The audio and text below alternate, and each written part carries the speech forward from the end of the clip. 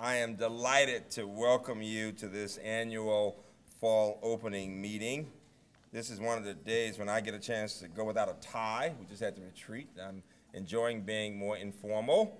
And I am especially delighted that we have started a tradition on campus of beginning our annual meeting by inviting two of our incoming students to talk with us. One, a freshman, incoming freshman, Justin Lane, and secondly, an incoming PhD student, Morgan Jones.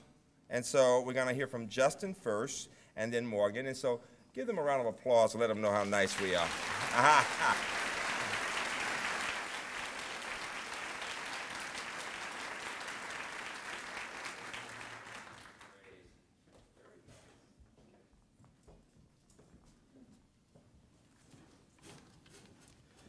Good afternoon. It is an honor to be here today. I would like to say thank you to everyone here. Many of you have helped me along the way, and I've always felt welcome here. I'm going to take this opportunity to tell you why I chose UMBC. My name is Justin Lane. I'm a graduate of Loyola Blakefield High School in Towson, and I grew up 10 minutes away from here. I'm an incoming humanities scholar and honors college student, and I intend to major in history with a possible double major in ancient studies. I also have a strong background in music and theater and a great interest in politics as well. So far, I've been educated in private schools. Since that is what I was familiar with, my first thoughts of possible colleges were small private colleges with excellent reputations and big price tags. There were a number of these schools, especially those in Boston, which were early favorites. Fortunately for me, Dr. Art Johnson is a former neighbor of ours.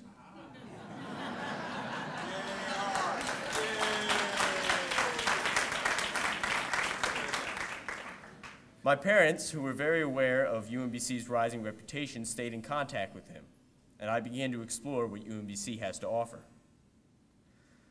I've had many opportunities to learn more about UMBC. A year ago, I spent a very informative day on campus. I met with Dr. Johnson, Ms. Bobby Shapazian, Mr. Dale Bittinger, and several professors. They made me feel very welcome here and told me about the many great things in education that UMBC offers. Later in the autumn, I came to an open house and learned more about the Humanities Scholars Program and the Sondheim Public Affairs Scholars Program, two programs I was particularly interested in. In late March, I had a sneak peek at college life. I was able to spend 2 days on campus. I shadowed humanities scholars to a few classes, hung out, and stayed overnight on the humanities floor. I met many people interested in the same things I am, taking classes that I want to take. I attended a Drescher lecture, a humanities seminar, and an ancient studies class. The more time I spent here, the more impressed I became with the breadth of courses available in the humanities areas and the excellent faculty that are here to teach them.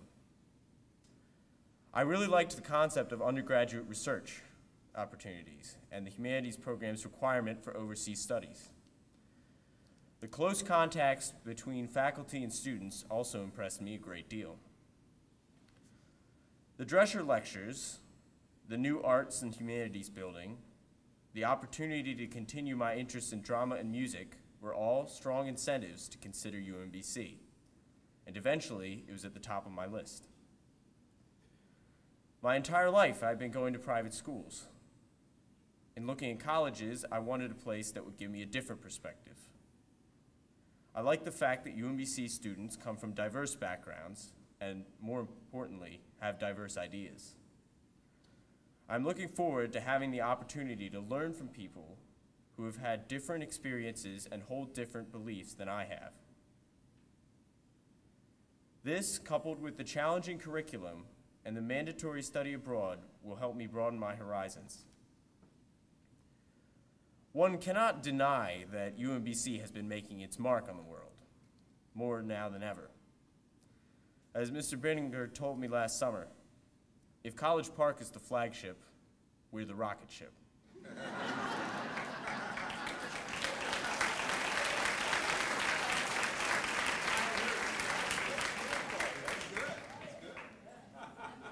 It is truly exciting to be a part of the UMBC community in this time of growth. One of the things that attracted me the most was the hands-on learning, like the excursions that the Honors College takes to Baltimore and Washington. I went on one downtown during Honors Orientation in June. It was led by Dr. Short and focused on urban planning in the city. I enjoyed this greatly and discovered that this was another area of interest for me. This semester, I'm greatly looking forward to Welcome Week, to my new classes, and to the Honors College and Humanities excursions. I cannot wait to begin. I do not have any career goals yet, and I do not know what the future holds in store. But I hope to learn and grow, and I look forward to the next 4 years at UMBC. Thank you.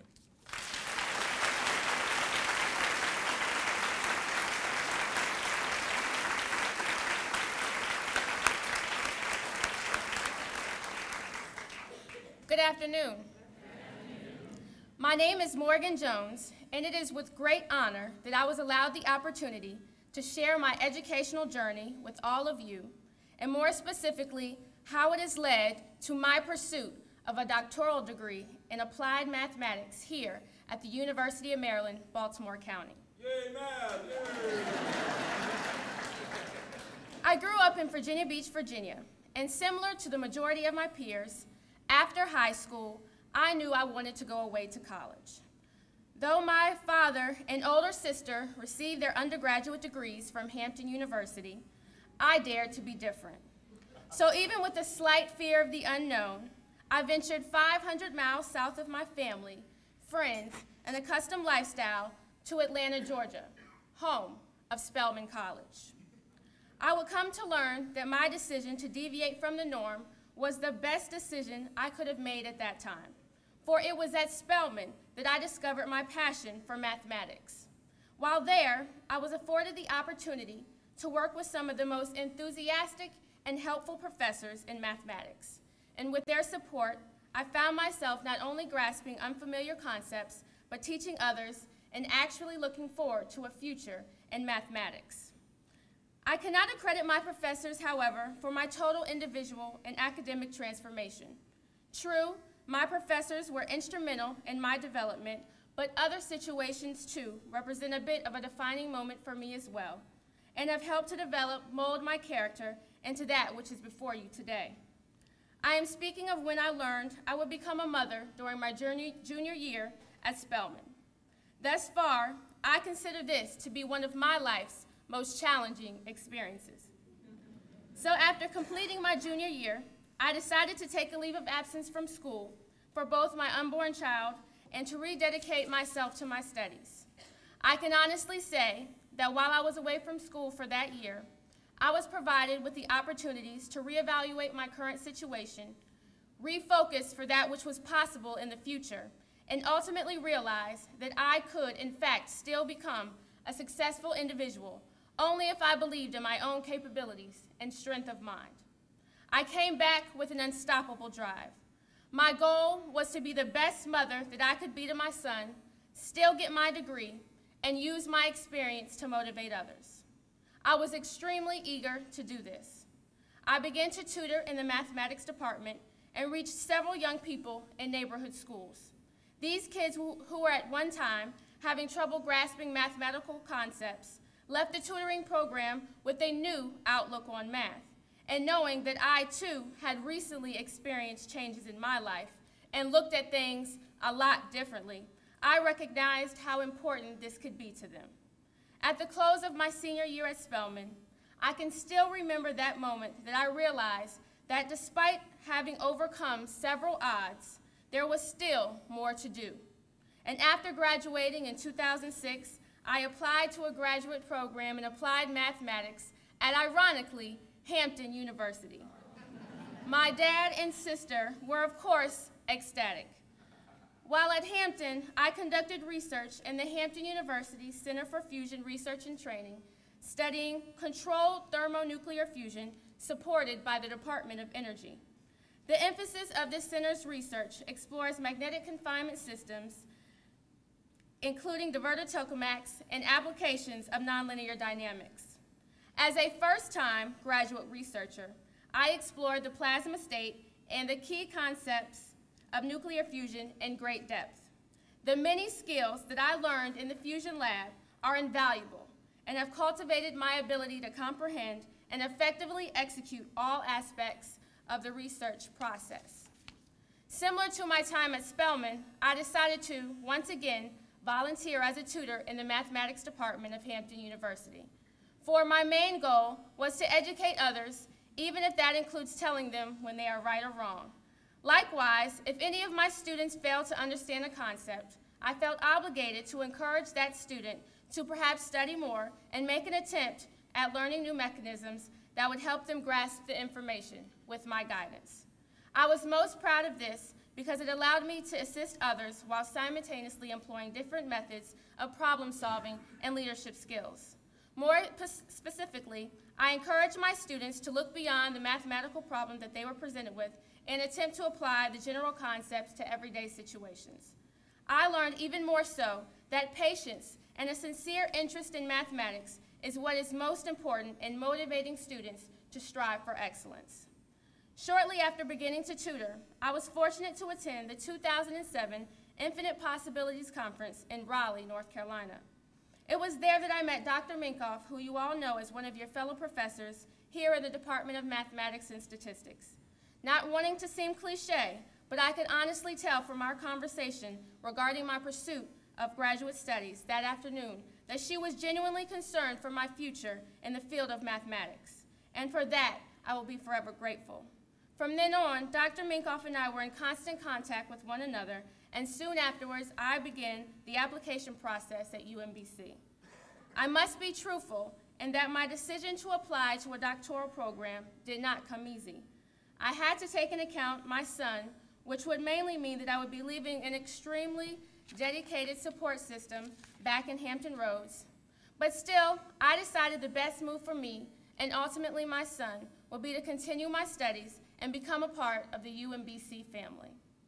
UMBC will enable me to examine mathematics even further in depth and provide me with the foundation needed to eventually initiate my own investigations within the field. I don't have to remind you, but what also drew me to this program was how helpful this university is, and especially in the area of providing its students that are pursuing research with beneficial summer internship opportunities. As you may have determined from the brief excerpt I have just provided of my life experience, I believe that success is a journey. My experiences both personally and education-wise have given me the determination and confidence to move forward in my academic endeavors. Continuing my education at UMBC will ultimately lead me to a fascinating research career in applied mathematics. Thank you.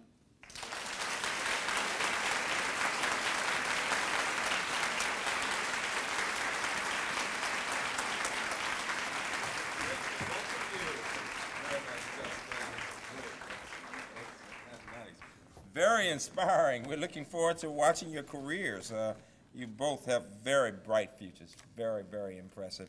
I'm now delighted to introduce, some have met, others have not, but our new provost, who is a remarkable fella, who is a graduate of Yale in mathematics and economics, PhD from UCLA in cognitive psychology. I keep saying he focuses on drugs and memory, so we're very interested in his research, quite frankly. He's already shown what he can do. He's had been a full professor at Chapel Hill, chair of the department at University of Colorado Health Sciences, and then at George Washington.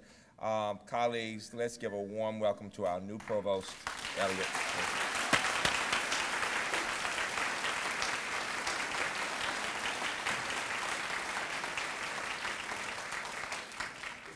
I think we see by sometimes the students become the teachers from what we've just heard. Good afternoon. It's my pleasure to welcome you back for the new academic year. The opening of school is a special time. It's a time of great excitement, and I'm especially honored to be with you here for the first time. I'd like to begin by thanking everyone in the community for the warm welcome you've given me. It's really shown me what a special community UMBC is. As a new member of the community, I thought it would be useful to share a few perspectives on my experience in joining the community. First, I'd like to emphasize, as Freeman has said on a number of recent occasions, that our reputation is starting to catch up to the reality of our achievements. When I was first contacted by the search firm regarding the provost position, I knew about UMBC from working with Michael Hooker and from hearing Freeman speak at national leadership forums.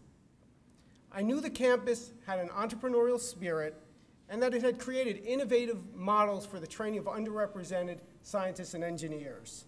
I did not at the time, however, have a full sense of the breadth and depth of excellence on campus.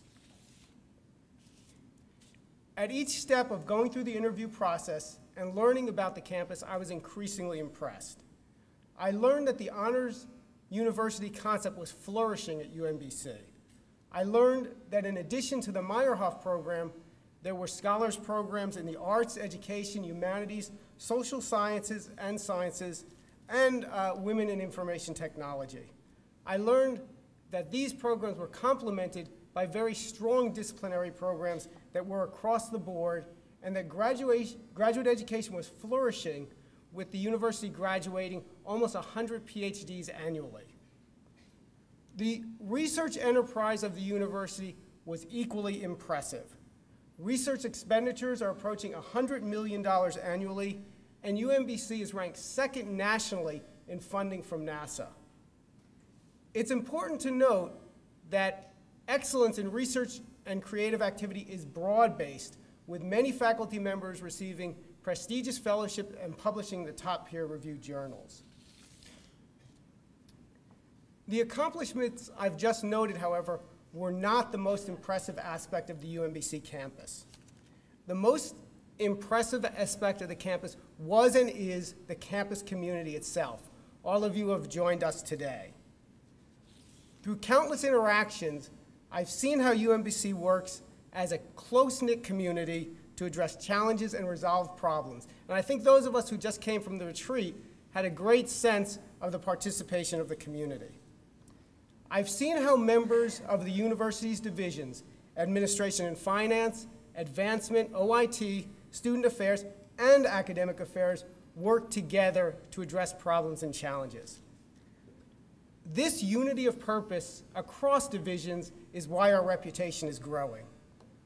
We're a campus where faculty, staff, and students all work together to enhance learning and development. We're a campus where faculty, staff, and students are all working together to push the boundaries of research and creative activity. And last, and in many respects most importantly, we're a campus that is committed to maintaining itself as a close-knit, participatory campus as we grow and develop.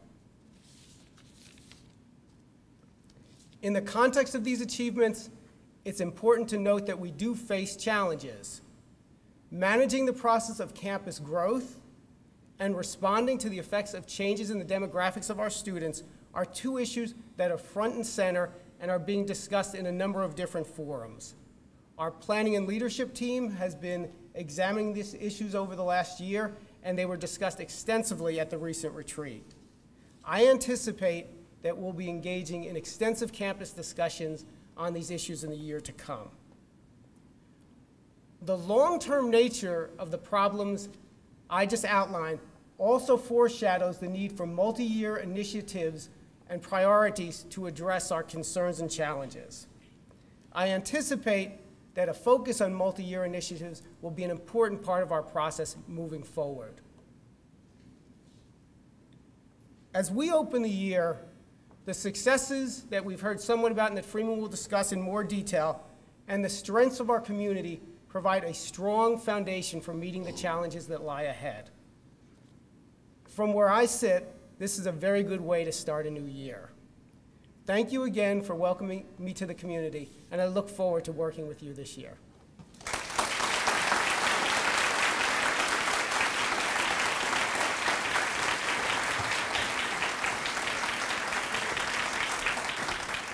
Thank you, Elliot.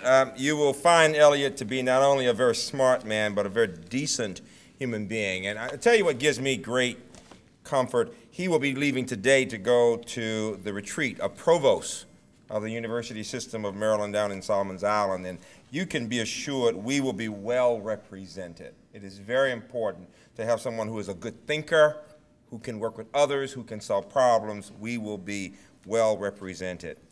Today, I have the privilege of giving the State of the University address, and some of you recall my saying that there's always so much to say that I tend to give you the highlights here and to put it on the web, and you can read in much greater detail, and I'll do just that. This is the time of the year when we focus on our progress as a university, our accomplishments, and I will say what amazes me about this place is that people are always ready to go. I was teasing the people in the retreat that everybody knows I try to give as upbeat a talk as possible, but we're all human. Now, I know for a fact at some point this summer you were saying, I hope the summer's not over yet, all right?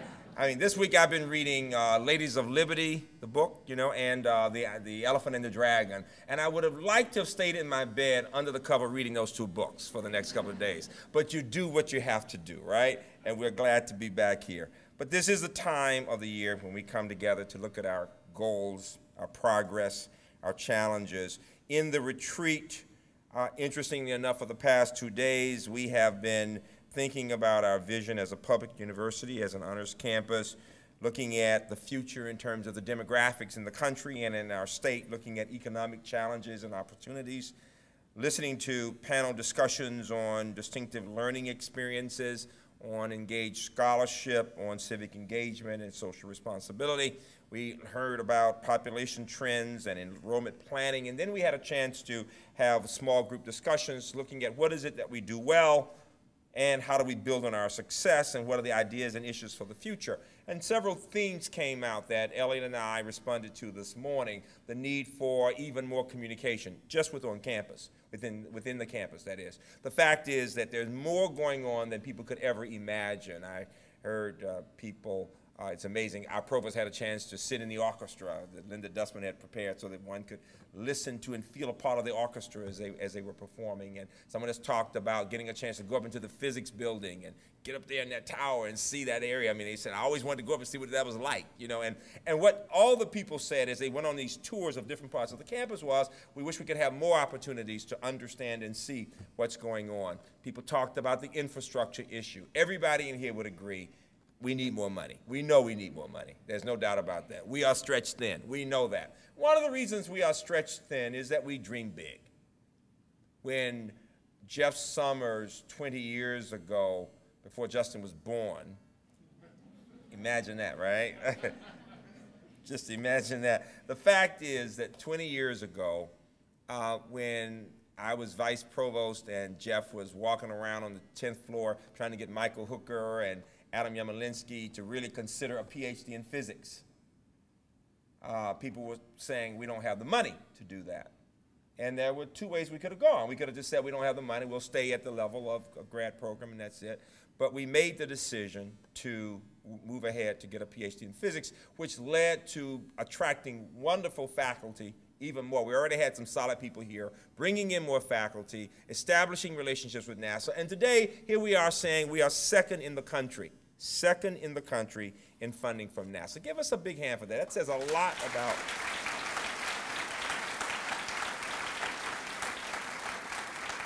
and in the spirit, and then people today talked about the need for more external visibility. How do we do the kind of marketing? How do we find ways of letting people know what we have to offer? And so communication on campus, but marketing and ways of getting the word out off campus. And so with Lisa's permission, I'm going to read from the U.S. News and World Report that is embargoed until tomorrow. So you are 400 of my closest friends. And you cannot tell people what I'm about to tell you until tomorrow. You got that? All right. It's very important. Morgan and Justin, you cannot tell anybody this, all right? It's embargoed. But I have to tell you this. I mean, this is from U.S. News and World Report. It says college rankings tend not to vary much from one year to the next. In many ways, there's virtue in that consistency. But how do you determine or identify colleges and universities that have recently made striking improvements or innovations? Schools everyone should be watching. This spring, for the first time, U.S. News asked the experts who respond to its annual peer assessment to identify schools that fit this profile. There were 70 schools that received the most nominations. And what they say is that of those 70 schools, of those institutions, about 16 were national universities. Now, there were liberal arts colleges in general, and then there were universities at the master's level for every part of the country, with 10 or 15 each in each. But there were 16 or 17 national universities, and I'm going to name the first 5. Can I do that? Is that all right? Just to give, I have to keep asking, because these are, can I do that? All right. Now, you promise not to tell anybody. You will not call. There's nobody here from the Baltimore Sun, right? I don't want to get into trouble. I don't want to take us off the list. Okay. Number 1, interestingly enough, and by the way, it says here's a selection of the 70 colleges and universities, but 15 or 16 for the universities, identified by top officials in spring 2008 as schools that have recently made the most promising and innovative changes in academics, faculty, students, campus. They are ranked against other schools within the category. Our category is national universities. Drum beat, please. Here we go. Got it? You see how good people are here? They really are. And we're like this all the time, all right? First, George Mason is number 1. It's very interesting. Number 2, Clemson. Number 3, University of Southern California. Number 4, which doesn't surprise me, Arizona State. Number 5, University of Maryland, Baltimore County. Give us a big hand for that.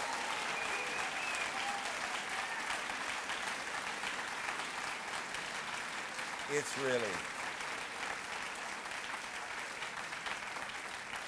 really big. It's really big. After that, just so you know, Drexel is number 6, Portland State, and it goes, and the others, just to give you 3 or 4, University of California, Irvine, University of California, San Diego. These are good places. You know that, right? The other one that I would mention, interestingly enough, is Ohio State.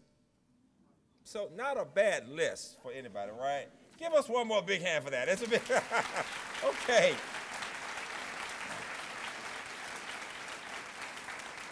And so people are noticing. That's the point I want to make. In spite of our feeling stretched, and we are, and needing more money, and knowing that we deserve to get more money, just know people are watching, and the money will come. In terms of challenges, make no mistake. I've said it to others. You can expect this state's economy is in difficult position right now, as are others. And so we know, I mean, I'd be surprised if there weren't some kind of cut, but we have been working to be as conservative so we can manage. We will continue to have the values we've always had. We focus on people first and giving them support. We will continue to do that. And so when people know that much, that people care about them, it makes a difference even when we go through difficult times. Over the next 2 years, though, as we come out of this economic condition, the fact is that this kind of national visibility says to this state, we are a jewel for this state. We are clearly a place that needs to be invested in. We will get even more money. This past year was a year of transition. Art Johnson did a superb job of working with our new provost, and we have a number of changes. You've met our new provost. Let's give Nancy Young a hand as our new vice president of student affairs. Where's Nancy? Nancy? Very nice. Very nice. And we have a number of people, who are in other positions. Give Greg Simmons a hand as interim vice president for Instruction and Advancement.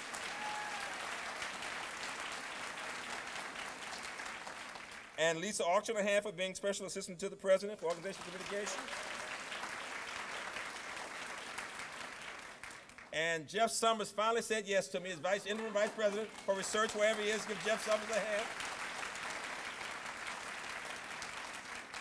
And our own Janet Rutledge as the interim vice provost for graduate studies. Give Janet a hand. Janet. Yes. And Robert DeLuty as the interim dean of associate dean of the graduate school. Where's Robert? Give him a hand also, would you? We also have Terry Cook here, who's now the associate VP for administrative. Give Terry a hand. Would you give Terry a hand? Is Ben here? And Ben Lowenthal isn't here, but give him a hand anyway, because he's an alum. We like saying that, too, yes. As Associate VP for Financial Services. And I wanted to recognize Katie Boone, who's our new head of residential life. Would you give Katie a hand, please? She's around here somewhere. And whether they're in the room or not, I'm always talking about the fact that we're going to be producing more teachers. So Lois Stover, are you here, Lois? Give Lois a hand, would you? Lois is new to you. Stand, they don't know you, Lois. Stand up, let them see you. Lois is the new chair of education, and I want them to know she's new to the campus and had been associate provost at St. Mary's, is already hit the ground running. We're very pleased about that. And then Penny Reingans. Where's Penny? Penny is going to be the new director of CWIT. Give her a big hand, would you? Let me ask you a question. How many people are new to the campus this year? Anybody here who's new to the campus? Stand up. All the people who are new to the campus, stand up and give them all a hand, would you?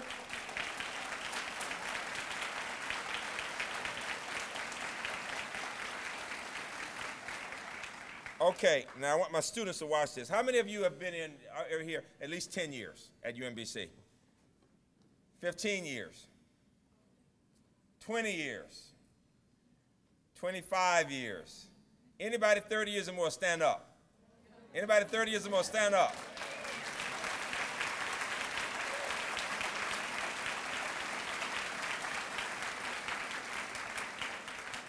Well, since I've got over 30 years in the system, I have bad news and good news. Which one do you want first? The bad news is you're old. Get over it, all right? I'm old. The good news is you look good. Give them a hand. They look good.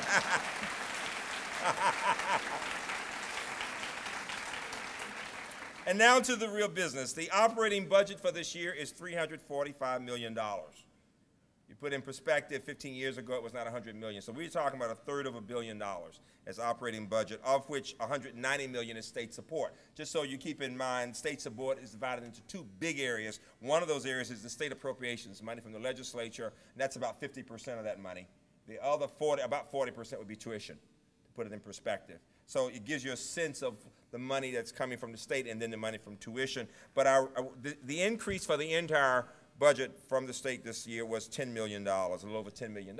Well, between $4 and $5 million of that went to COLA and merit increases. And then another major part of that went for mandatory costs. Mandatory costs means everything from library subscriptions to utilities, to more money for need-based financial aid. And that's the $10 million that we're talking about. It's a substantial increase, and yet it's not a lot of money given all the needs that we have. We can be honest about that. We've got other small pockets of money. You know that undergrad tuition has been frozen. The governor is committed to affordability, and so that's the money we have for this year. Make no mistake about it, our state budget's increases will be tied to our enrollment projections. And that's why it's really good news when we have efforts focused on increasing the number of students we bring in and on, quite frankly, retaining those students. And so we've really been working to build a number of new programs, such as the Media and Communication Studies program, physics education, chemistry education, a new major in gender and women's studies, though that program is 25 years old, as somebody reminded me today, but a new major in that program, Masters in Management and Aging Services, undergrad tracks in game development, animation and interactive media, and in public health, and e-learning and instructional systems design, in auditing for information systems, and in project management for IT. We also have been working with continuing and professional studies for a number of graduate programs and post-bac certificates in a variety of areas in systems engineering, in industrial and organizational psychology, and down at Shady Grove, a new undergrad program for them in history, for example. If you've not been down to the Shady Grove site, I mean, we in a sense own a part of that. It's a very nice facility. How many of you have been to Shady Grove? I've seen it. It's a very nice facility. Go down and you can claim it. Just go down and say, this belongs to me. Go down. I mean, it's, we can just take over, all right? In capital budget terms, we received almost $3 million last year as in more planning money for this new performing arts and humanities facility. Keep in mind, the cost right now is $150 million. And as things are going right now, we are expected to break ground a year from this summer, 2010. That was the compromise to get this building. We'll be getting the first half beginning and then the second half, but it's a $150 million building. So what that means is that we've had literally almost $400 million in construction before that $150 million over the past 15 years. You know the buildings. I mean, new engineering, physics, public policy, renovated biology and chemistry, added about 750,000 square feet in student apartments and the commons, and additional retrieve activity centers and the new athletic fields and the stadium facilities. And what's significant about all of that is the place looks good. Would you give the physical plant staff a great hand for all that they do? The place really looks good. You know, I had the board here, speaking with the board from Wake Forest a couple years ago, and Wake Forest, by some measures, by some of the architecture magazines, is the loveliest campus in the country, if you haven't been there. And they came on campus, and the first thing they said was, this is surprising. They were not accustomed to thinking about a public university looking as impressive as we look. So we may not look rich, but we can look rich, all right? That brings in more money, it really does. In terms of the research park, some of you were there yesterday. We will complete another new building in the research park to house the Ericsson Corporation's IT operations and the new retirement living. Kevin is over there with the Ericsson School over in the research park. That network, though, will be a part of the last of the 5 buildings in the park. 2 other buildings were completed this year. One is the U.S. Geological Survey Water Science Center, which people in geography and Claire Welty and DeMille and others helped to bring to us, about 75 scientists who are over there. And then we just completed a multi-tenant facility for an engineering firm, for engineering and life sciences firms. All of those facilities are phenomenal. There are actually now, between the research park and the tech center, we have 50 companies with almost 1,000 employees, with 100+ students working there. So they're making tremendous progress. As we've worked to build the campus, people have been very concerned about and talking about regularly the need to be sensitive to the environment. And we work to do as much as possible with that. I signed the American College and University. It's called the President's Climate Commitment, focused on expressing concern about global warming and about moving towards reducing the greenhouse gases. I appointed a climate change task force, and Lynn Schaefer and Janet McConnell from economics are chairing that group. We are expecting to see significant progress this year. They will be completing the inventory of the campus's greenhouse gas emissions early in the fall. They will be completing an initial action plan and launching a sustainability website. We're also fortunate to have a large number of faculty on campus who are focused on a wide-ranging set of areas involving environmental and earth sciences research and education. And those faculty experts are part of our environmental council, led by the chair of economics, Scott Farrell. I'm sure we'll be hearing more about that this year. This year's student body is by far the most diverse we've ever had and the largest. It's over 12,000 students, representing almost 150 countries, 147, I just had them checking, 147 countries. Met a track star today from Holland, with the largest freshman class ever.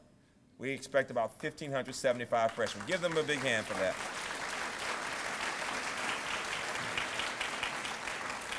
And make no mistake, we've got hundreds of students with 4.5s and valedictorians and salutatorians and just a lot of smart students like Justin. And then we got a lot of smart, really smart grad students coming in, and you all will be very impressed with that group. Morgan, you've got a good group coming in with you, about 900 grad students. We've got 2,700 graduate students, at least 2,700 plus. As I said to the group earlier today, when it gets to 2,800, I'll just start saying 3,000. You know, presidents round up, so get ready for me to be saying 3,000 grad students, Janet, very soon. You know that.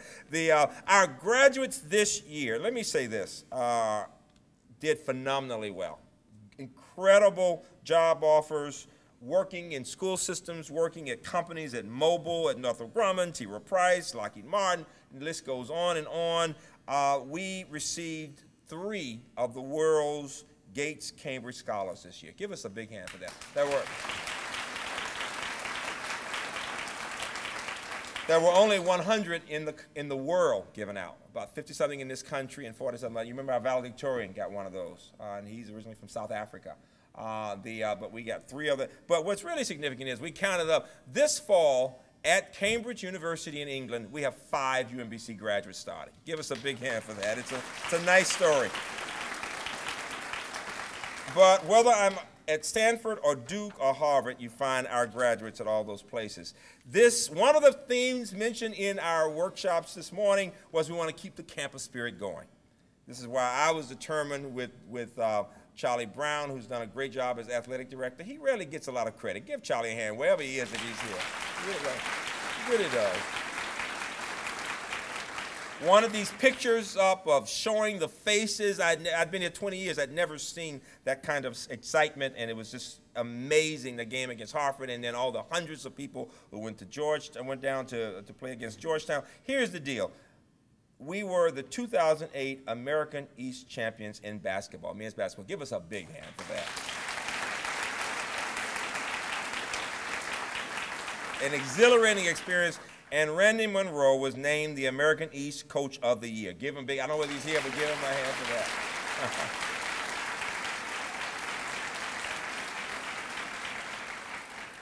And while I will not mention that Don Zimmerman and lacrosse went to the NCAA again and beat College Park for the second year in a row, I won't mention that.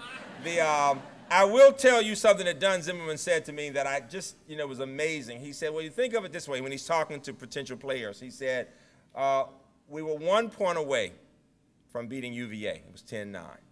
UVA was 1 point away from beating Syracuse. Syracuse was the national champion. We were 2 points away from being the national champions in lacrosse. Would you give men's lacrosse Coach of the Year, Don Zimmerman, a hand?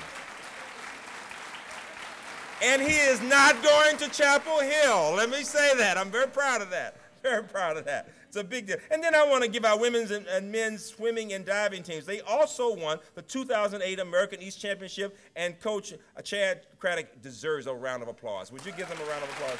Really nice. I mean, this was a banner year. We had 2 more coaches to get Coach of the Year. Our baseball coach, who's a wonderful veteran of UMBC, John Jancochet, got Baseball Coach of the Year from our conference. Give him a hand, would you please? And our own graduate, Keith Purrier, got the Mid-Atlantic College Coach of the Year for tennis. Would you give Keith a hand? So it's a great news about athletics. I mean, we still can say literally 50% of our athletes on the dean's list. The thing that makes me so proud is, of course we want to win. Of course we do. Who doesn't want to win? But we really want students who can read and graduate and get good jobs, am I right? Who are well educated. Give us a hand for having an educated group of athletes. That's the point. I mean, that's wonderful. Jessica Young, who was a Sondheim Public Affairs scholar, was finalist political science major. Cheryl knows Jessica. And what's amazing was the Arthur Ashe Sports Scholar finalist for the year and is now at American University, having had internships at Princeton and at U.S. Congress. So it's great to hear about soccer players who have internships at Princeton and go on to grad school. So it's a great story about athletics. And now, let me give you some of the exciting news about our faculty and some of the ways in which they distinguish themselves. I'm going to give just some examples, and when you go to the web to my address, you'll hear many more. First of all, we recognize this year our presidential teaching and research professors, Tim Tobolewski and Tom Matthews. Would you give both of them a hand, please? They're here, I believe. Really proud of them. Reflecting our commitment to research and teaching. Very impressive. And then Chris Corbett received the Regents Faculty Award for Excellence in Mentoring. Give Chris a hand. And our own David Yeager, who is not going to California, received the Wilson Elkins Professorship. Would you give David Yeager a hand? I'm very proud. Very prestigious from our system. The most prestigious professorship in our system. Very proud of him. And then we have a number of others I wanted to mention. For example, Carolyn Tice in social work got a Fulbright. We've got several who are going into major national associations. Ray Hoff, Julia Ross, Tulai Adelaide, Govind Rai are all going into major national associations. Give them all a hand, would you please? Zena Hitz in philosophy has received a very prestigious fellowship from Harvard's Center for Atlantic Studies. Would you give Zena a hand, please?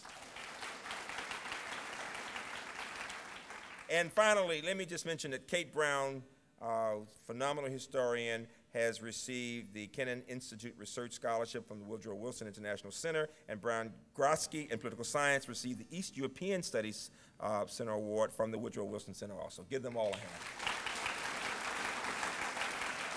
What is my point? That whether talking about in history or in political science, in the humanities, in science and engineering, those were just examples. I mean, the list goes on and on and on of people who are receiving the most prestigious awards in the world. It's a fine statement about the quality of our faculty. And then with regard to staff, we really did well with the system awards this year. Kathy Malosky from College of Engineering got the Regent Staff Award for Outstanding Service to Students.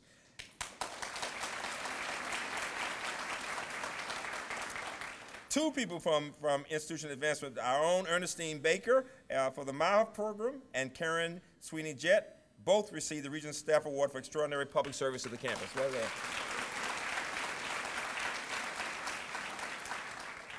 Pat Martin from Student Services and Dennis Cuddy from Chemistry received the Regents Award for Exceptional Contribution to the Mission of the campus.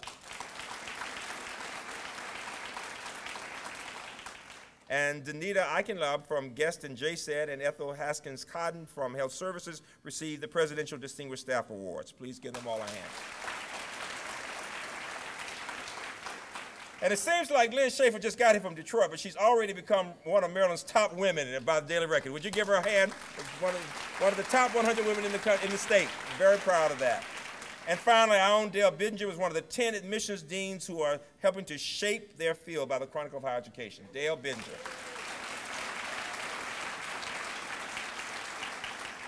And I mean, there are many more, but I just wanted to give you examples of faculty, staff, and students excelling. We take great pride in those achievements. This is a research campus, and we are measured by the quality of publications, whether in the humanities, the social sciences, the level of funding we bring in, the fact that we're almost at $90 million, and would easily be there if we had more research space. Everybody knows that. That's the challenge right now. How do we get more space to do that? It's a big deal. We talked about the NASA funding, but just one example of a great grant that we received as a result of computer science leading a 6-university team, multi-million-dollar grant called the Multidisciplinary University Research Initiative Grant from DOD, collaborating with colleagues at Purdue, at my alma mater, Illinois, at Michigan, at Texas, Dallas, and at San Antonio, translating recommendations by the 9/11 Commission for more effectively sharing classified data into a technology network. Would you give them a big hand? That's very important work.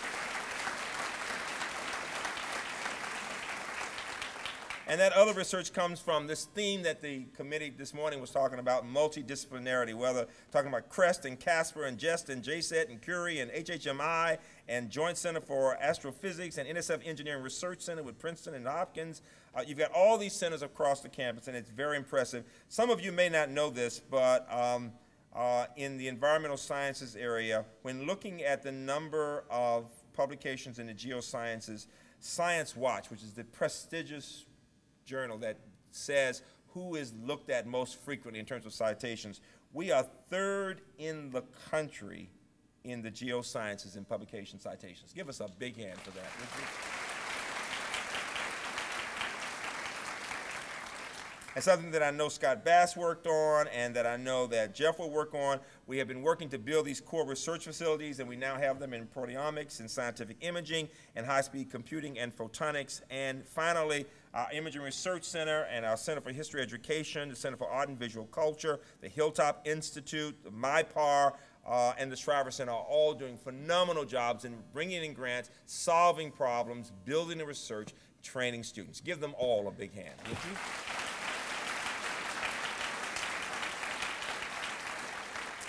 We continue to receive a lot of visibility for issues involving diversity. And I mean, I mentioned today that actually Best Colleges just said that we were 2nd in diversity in the country when looking at the numbers from all over the world, but also looking at attitudes of students. What we said today is that we can do a much better job in understanding specific issues of diversity of different groups. Whether talking about racial and ethnic groups in this country or underrepresented groups in this country. I talked about my work with the Freedom Alliance this past semester and with the executive committee and the phenomenal job they did. Nancy Young was working with them, and they were so encouraging. And quite frankly, I was very humble because of what I didn't know. One of the points we know about diversity is if you're really smart, you realize there's a lot you don't know.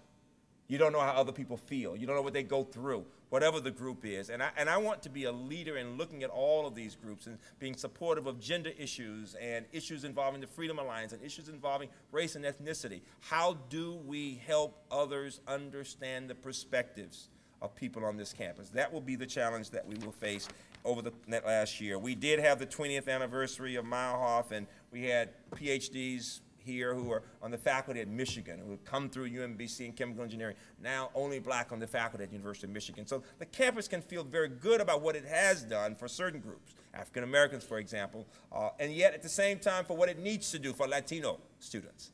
You know, 1 in every 4 Americans will be Latino. We need more Latino students on our campus. We need to look at how we support Asian students on our campus. And so we will be doing more this year to be thinking about valuing the diversity beyond the presence of people, but thinking about programmatically and academically and socially what else we should be doing. I should tell you, I am very proud of chemical and biochemical engineering because, quite frankly, that department now has more than 50% women in the department. It's very unusual in the country. Give them a big hand for that.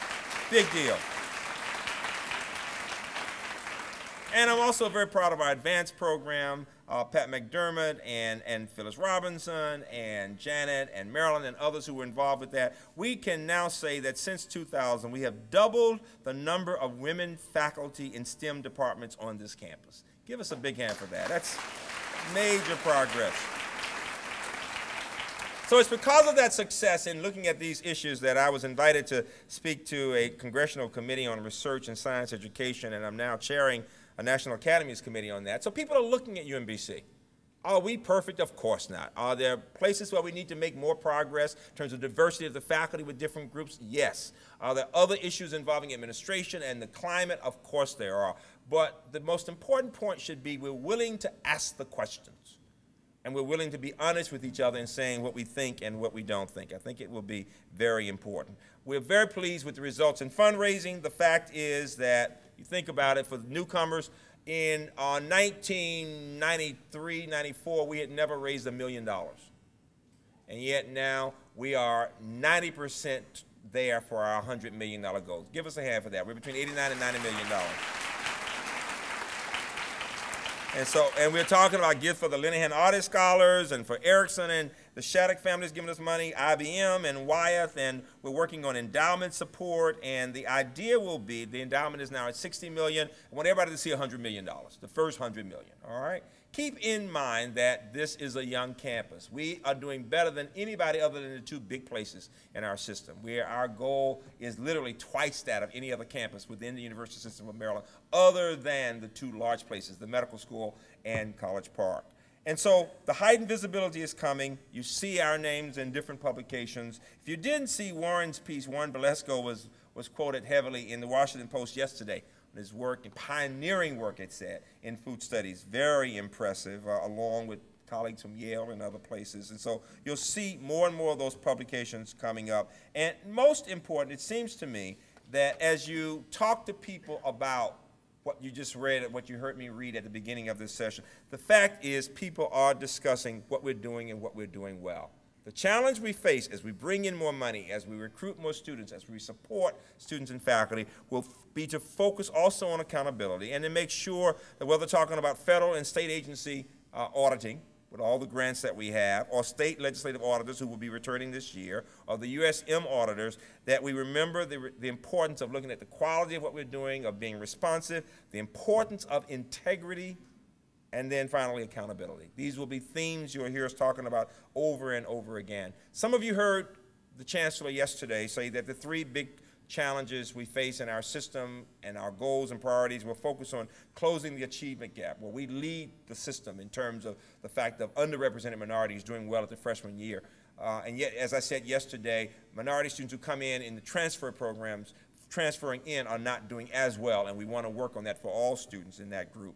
That climate change will be a big issue, and we're doing things with the environment. And finally, competitiveness. I mentioned to some people this morning, and it surprised them, that we are with the most expensive mission, not only because we are a research campus, but literally we have twice as many degrees coming in STEM fields as any other campus. College Park, take us out, College Park is the highest. They have 24% of their degrees in STEM fields. Hopkins has 30%. Everybody else is between 6 and 15%. We have 45% of our degrees in those areas. Give us a hand for that. It's a big deal. It really is. It really is. And what I want you to hear me saying is that means that we are strong in those areas as well as we work to build in arts and humanities, the social sciences, these scholars programs. The arts and humanities building will be the name of what we'll be saying for the next 2 years. I want everybody talking about the strength in arts and humanities. It takes all of us to make sure we get this $150 million building as we continue to build and bring in funds in those areas. And then the final administrative point has to do with PeopleSoft. PeopleSoft. Give all the people who worked hard a hand. Would you give all those people a hand?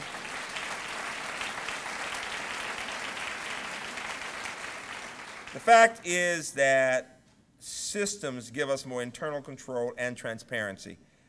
It can help us to do a better job in serving each other as well as our students.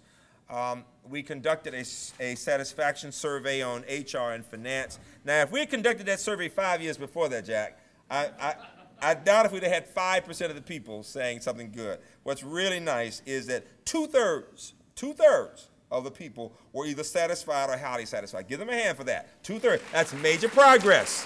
That's major progress. Now, I'm looking at my political scientist. I'm looking right at Cheryl Miller. She said, oh, I got that two-thirds. I heard you. I can see it back there. That still means we have a third of the people to go. I got that, all right? But life is like that, isn't it? You make progress, and then you work on the other group. And so we're going to be doing just that, looking at the issues that the other third mentioned, so that we can make it, but two-thirds is a long way from where it was, remember? Because there were years when I would mention PeopleSoft, Elliot, and the whole room would start going like this, all right, shaking their head. I saw some people going like this, and what's really nice, and Mike Brewster will appreciate my saying this, and Yvette and all the others, is that we're in the process right now of working on student administration. Give the SA people a hand, all of them a hand, would you?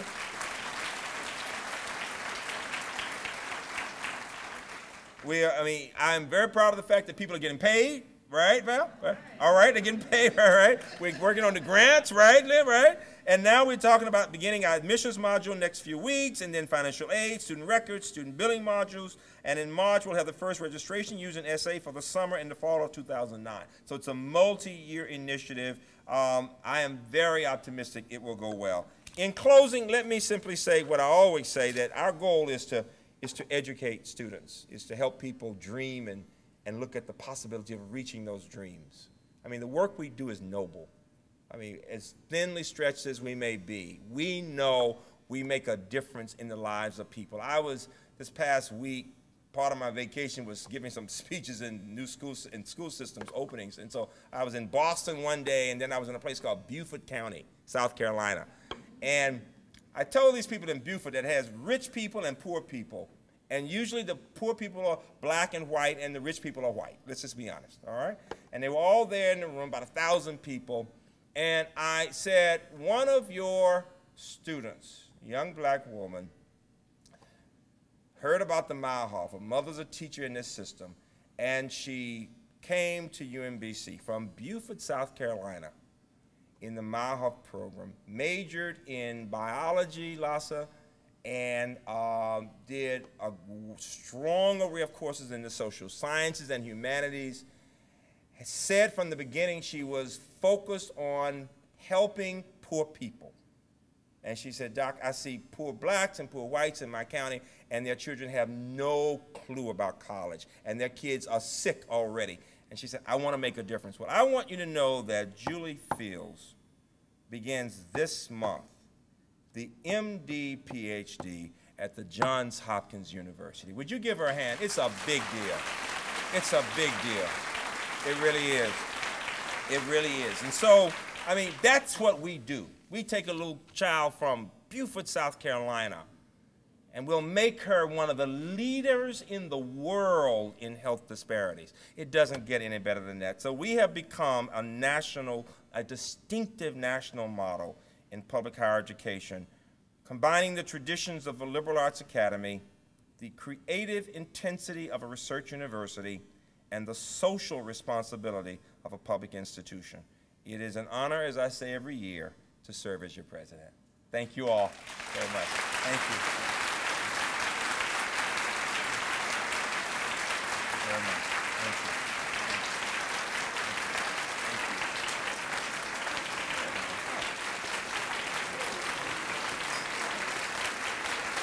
Wow. Very nice. Thank you.